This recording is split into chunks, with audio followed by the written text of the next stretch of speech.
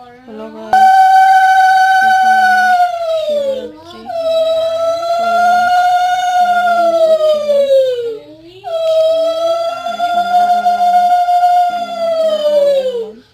মন্দিরে যেতে পারিনি কারণ ঘরে কেউ ছিল না, আমি একা ছিল, তার জন্য ঘরেই করলাম। বেশিরভাগ আমি ঘরেই শিবলিঙ্গকেই ঢালি, সবসময় মন্দিরে যেতে পারি না। তোমরা দেখো, ভালো লাগলে একটা শেয়ার, লাইক, কমেন্টস করে দিও। আর একবার সবাই বলো কমেন্টে হর হর মহাদেব। আশা করি তোমাদের মিনি ব্লগটা ভালো লাগবে, তাই তোমরা দেখতে থাকো।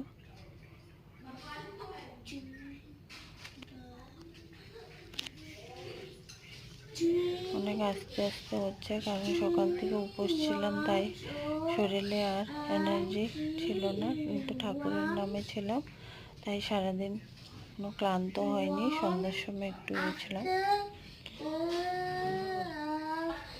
দেখো আমার শিবলিঙ্গ, আমার লক্ষ্মীর আসন, বাজলাম বলি গুরুদেব।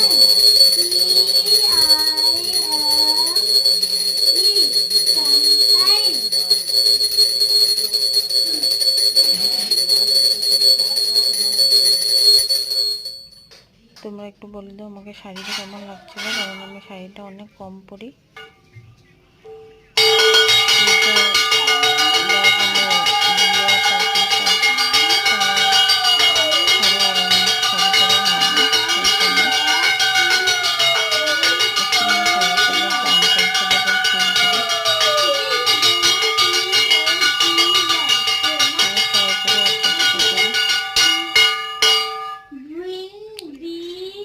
তোমরা দেখে নিয়েছো আমার শিবরাত্রির শিব পূজা করা,